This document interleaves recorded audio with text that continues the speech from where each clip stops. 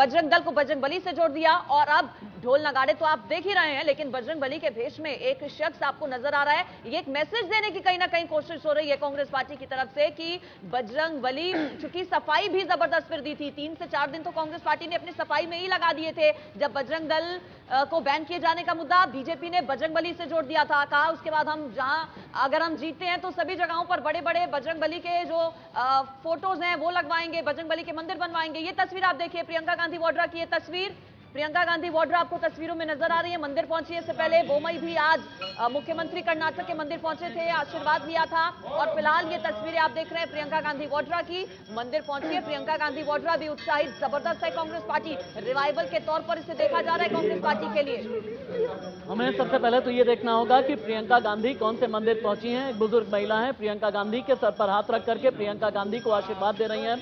लेकिन प्रियंका गांधी के लिहाज से, चूंकि 8 दिन कर्नाटका में प्रियंका गांधी ने गुजारे, 25 विधानसभा क्षेत्र कवर किए हैं। प्रियंका गांधी ने रोड शो किया, प्रियंका गांधी ने रैलियां की, प्रियंका गांधी ने जनसभाएं की, और यकीनन प्रियंका गांधी का कॉन्फिडेंस कुछ अलग ही कहता है। प्रियंका गांधी और राहुल गांधी भी 9 दिन तक कर्नाटका में रहे, 22 विधानसभा क्षेत्रों को कवर किया। वो राहुल गांधी जो कहीं पर भी गुजरात में नजर नहीं आए, वो राहुल गांधी जो हिमाचल प्रदेश में 1 या 2 दिन नजर आए, वो राहुल गांधी कर्नाटक में जम करके अपना दम दिखाने की कोशिश की राहुल गांधी ने। लेकिन अब यहां पर सबसे बड़ा सवाल यह है कि 127 सीटों पर कांग्रेस आगे चल रही है, 17 पर जेडीएस और बीजेपी 75 सीटों पर आगे, यानी बीजेपी के लिए बहुत बड़ा नुकसान। वो भारतीय जनता पार्टी जिसे पिछली बार 104 सीटें मिली थी और 36% वोट शेयर के साथ में भारतीय जनता पार्टी सबसे बड़ी पार्टी बनकर के उभरी थी। कांग्रेस को पिछली बार 80 सीटें मिली थी, लेकिन इस बार कांग्रेस अगर 47 सीटों पर अगर फायदा मिल रहा है, यह अपने आप में बहुत बड़ा धमाका है कांग्रेस का। पिछली बार 38% वोट शेयर थे, लेकिन इस बार वोट शेयर क्या रहता है थोड़ी देर के बाद में पता चल जाएगा।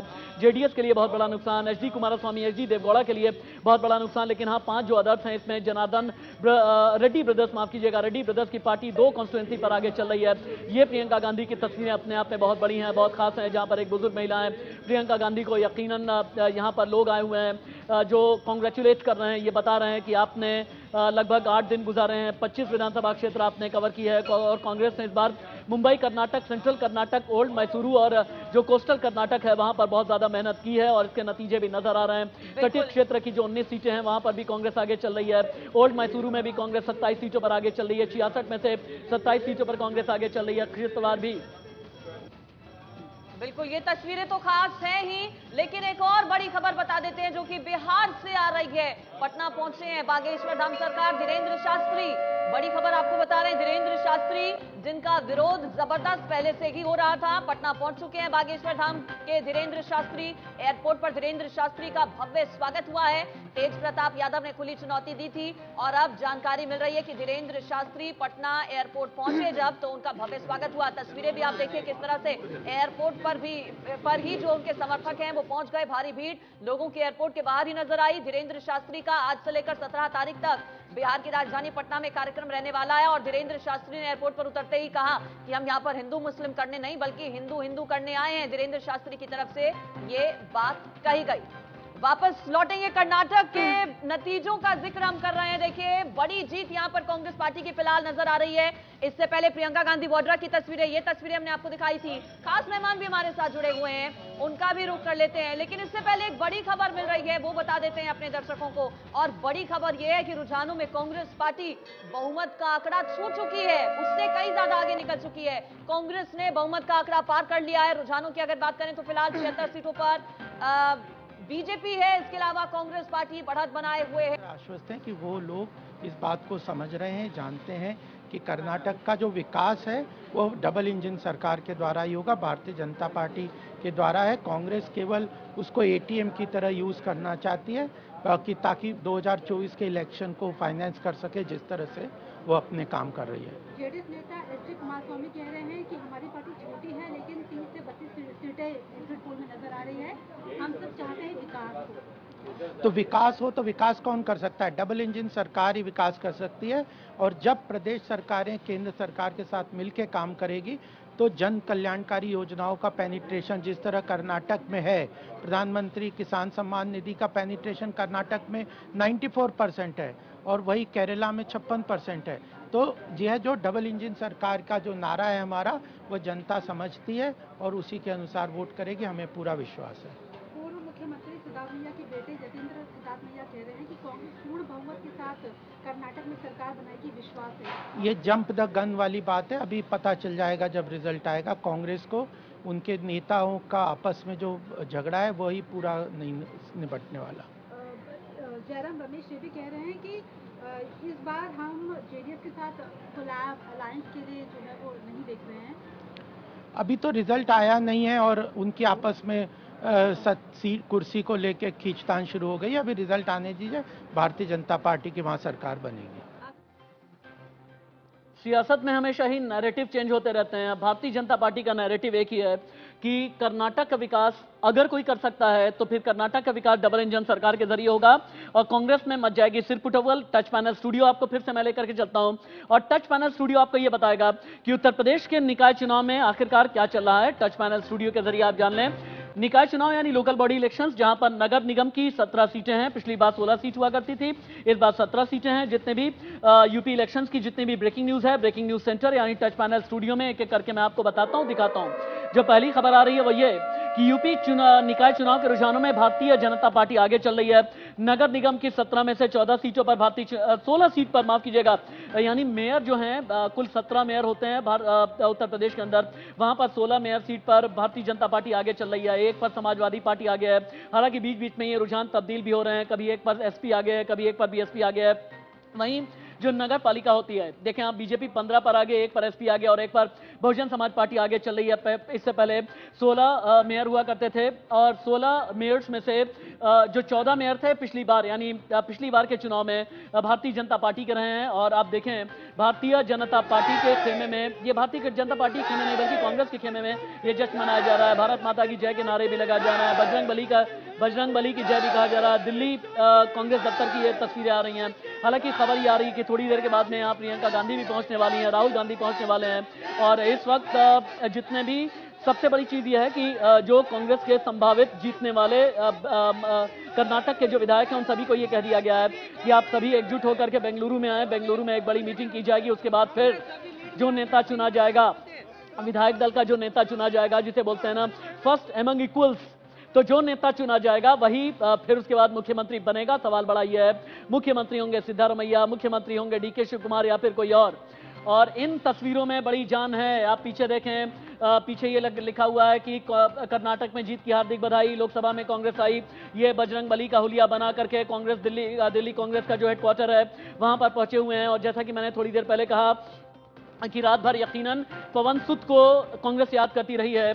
और कांग्रेस के कई नेता जो मेरे अपने जानकार हैं, उन्होंने ये कहा कि हम तो रात भर गाते रह गए, हे दुख भंजन मारुति नंदन सुन लो मेरी पुकार। एक और नई ब्रेकिंग आ गई है, ये इलेक्शन ब्रेकिंग है। कर्नाटक में कांग्रेस पार्टी एक्टिव हो गई है बहुत ज्यादा। कांग्रेस के जितने भी विधायक हैं संभावित जो जीत रहे हैं, रुझानों के बाद डीके शिव कुमार बहुत ज्यादा एक्टिव हो गए हैं। डीके शिव कुमार का एक्टिव होने का मतलब क्या है?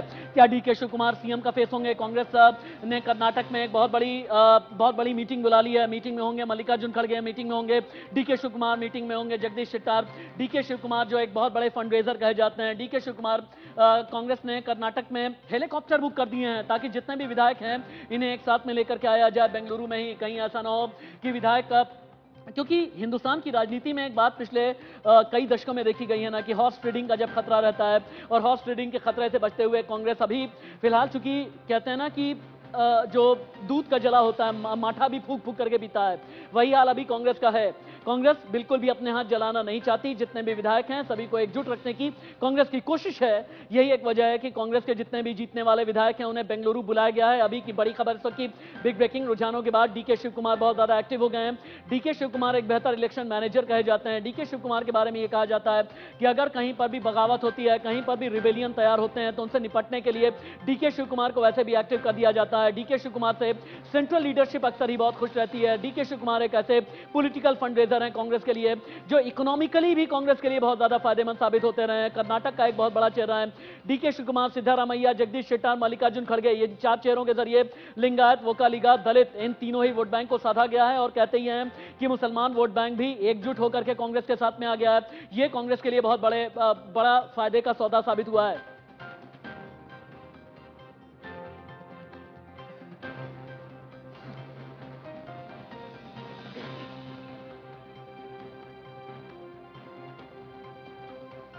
अब टच पैनल स्टूडियो से आपको मैं लेकर के चलता हूं अपने मेगा स्टूडियो, और मेगा स्टूडियो आपको एक एक तस्वीर मेगा स्टूडियो के जरिए हम आपको दिखाएंगे। और इस मेगा स्टूडियो में सबसे पहले आप देखें कि कांग्रेस के खेमे में कितना ज्यादा जश्न मनाया जा रहा है, और इसके अलावा डीके शिव कुमार किस तरह से एक्टिव हो गए हैं।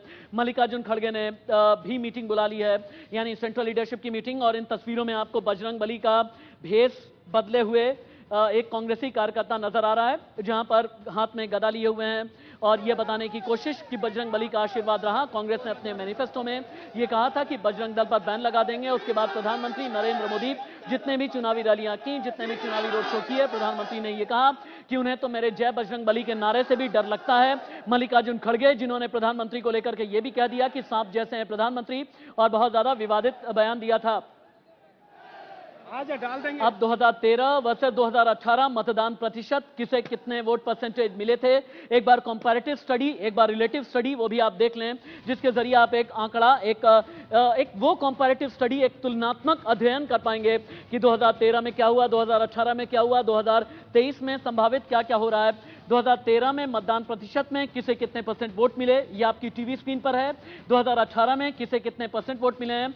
जब 2018 में आप आते हैं, बीजेपी को 104 सीटें मिली, और बीजेपी लगभग 36% वोट शेयर के साथ में सबसे बड़ी पार्टी बनकर के उभरी थी। कांग्रेस को 80 सीटें मिली थी। हालांकि कांग्रेस का वोट शेयर 2% ज्यादा था, लेकिन कांग्रेस की सीटें बीजेपी के मुकाबले 24 सीटें कम नहीं थी।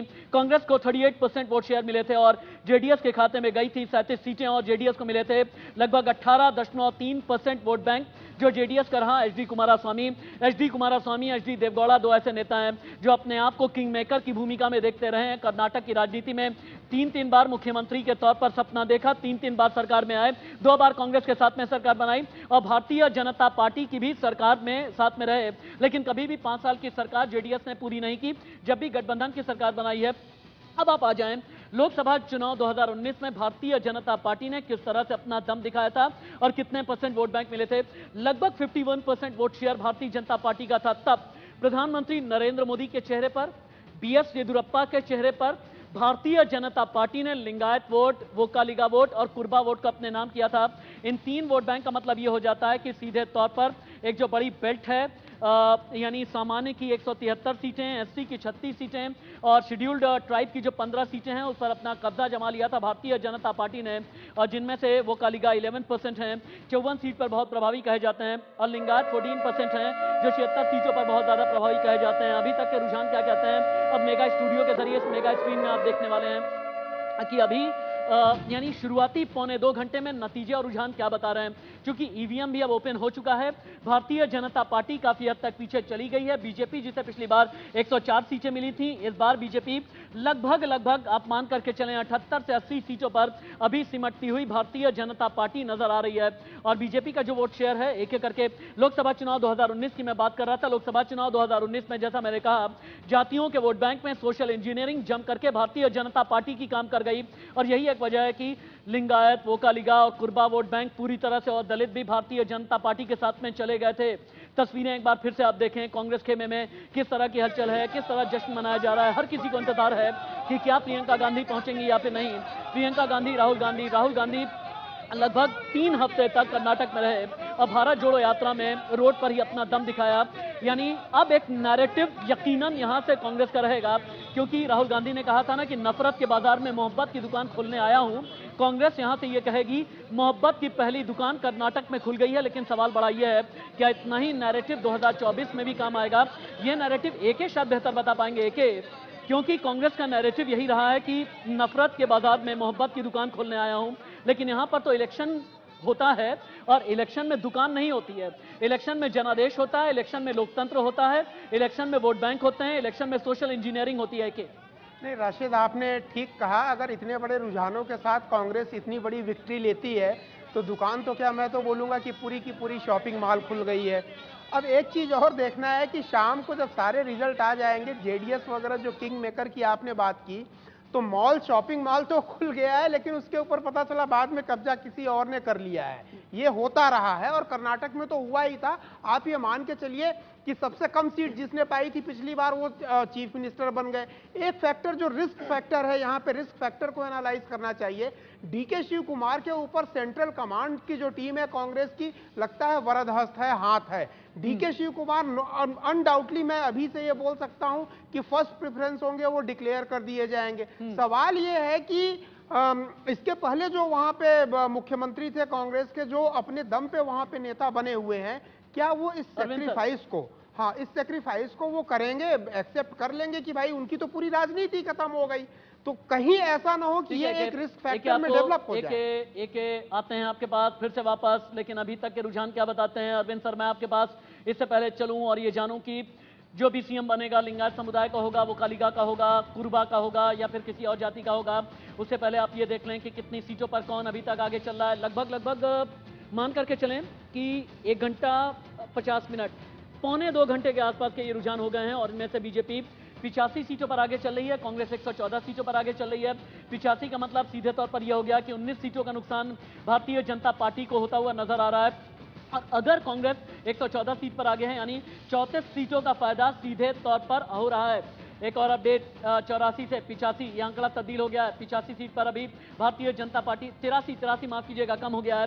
83 सीटों पर भारतीय जनता पार्टी आगे चल रही है। अरविंद मोहन सर, जेडीएस के आंकड़े 2 बढ़ गए हैं। जेडीएस लेकिन अभी किंग मेकर की भूमिका में नहीं हो सकती। किंग मेकर की भूमिका में तब रहते जब हंग असेंबली रहती। पिछले 38 सालों में हमने ये देखा है कि पिछले 38 साल में 2 बार ही ऐसा हुआ है जब पूर्ण बहुमत की सरकार बनी है और इसके अलावा हंग असेंबली रही है। अगर इस बार भी हंग असेंबली रहती तो किंग मेकर की भूमिका अपनी तलाश सकते थे, लेकिन अभी फिलहाल के लिए स्पष्ट और पूर्ण बहुमत मिलता हुआ कांग्रेस को नजर आ रहा है। जो ट्रेंड्स है उनमें लगातार बदलाव भी फिलहाल देखा जा रहा है। अरविंद मोहन जी, क्या खुशियां जो मना रही है फिलहाल कांग्रेस पार्टी, कुछ देर होल्ड कर लेना चाहिए? ऐसा ना हो कि किंग मेकिंग की भूमिका में जेडीएस चली जाए और जेडी के साथ फिर संपर्क साधना पड़े कांग्रेस पार्टी को। देखिए, अभी मैं देख रहा था इलेक्शन कमीशन का साइट, उसमें कांग्रेस को 7% का लीड हो गया है। 10% वोट जेडीएस के पास हैं, 37 और 44 का कांग्रेस, बीजेपी और कांग्रेस का है। 7% का लीड इस किस्म के चुनाव में, जिसमें लगभग स्ट्रेट, अगर मैसूर का इलाका छोड़ दें तो स्ट्रेट फाइट हो, 7% का लीड काफ़ी बड़ा होता है। और मुझे लग रहा है कि अगर 7% कंटिन्यू करेगा तो जो ट्रेंड हम अभी देख रहे हैं ये काफी और ऊपर जाएगा कांग्रेस। 117 सीटें और अब बीजेपी 80 सीटों पर आ गई, लेकिन तेजी के साथ लगातार जो फिगर है वो बदल रहा है। एके मिश्रा, अगर बहुमत का आंकड़ा जो मैजिक नंबर है वो क्रॉस कर जाती है कांग्रेस पार्टी, तो क्या सीएम को लेकर भी बड़ी माथापच्ची होने वाली है? डीके शिव कुमार तो एक्टिव हो गए हैं, लेकिन बाकी लीडर्स भी हैं जो पीछे नहीं रहना चाहते हैं। ऐसे में क्या ये मुश्किल बढ़ा सकता है कांग्रेस की आगे? नहीं, डेफिनेटली ये एक एज रहेगा डीके शिव कुमार जी के साथ। जो है आप देखेंगे तो सेंट्रल की कमांड पूरी उनके साथ है, लेकिन कांग्रेस में चूंकि ये परंपरा रही है जब नेता चुनने की बात आती है तो वहां पे कुछ न कुछ खटपट हो जाती है। इसीलिए मैं इसको रिस्क फैक्टर के रूप में देखता हूं कि सब कुछ हो जाने के बाद क्या क्या रिस्क फैक्टर रहेंगे जो कि कांग्रेस को एक्स्ट्रा मैनेज करना पड़ेगा। लेता हूं मैं कि एक मिनट रुक जाएं आप। प्रशांत जीएस, प्रवक्ता है भारतीय जनता पार्टी के, बहुत बहुत स्वागत आपका। प्रशांत जी, यकीनन मेरा पहला सवाल आपसे ये होगा, भारतीय जनता पार्टी के लिए कर्नाटक में सेटबैक किसकी वजह से हुआ? पहला तो आपके जरिए ये जानना चाहूंगा मैं। 8 दिन 30 विधानसभा क्षेत्र गृह मंत्री अमित शाह ने कवर की, 7 दिन 43 विधानसभा क्षेत्र प्रधानमंत्री नरेंद्र मोदी ने कवर किए, 3 दिन 12 विधानसभा क्षेत्र यूपी के सीएम योगी आदित्यनाथ ने कवर किए, फिर भी बीजेपी सरकार दोबारा नहीं बना पाई। वजह आपको क्या लगती है? ऑन ग्राउंड पे क्या हुआ है, जो भी कांग्रेस का गारंटी करके था ना, हम साफ बता रहे थे कि गारंटी दे नहीं सकते करके, वो एक तरीके से क्या हो गया, शायद अभी भी टाइम है, अभी भी 10 भी नहीं बजा है, अगली लीड से हम तो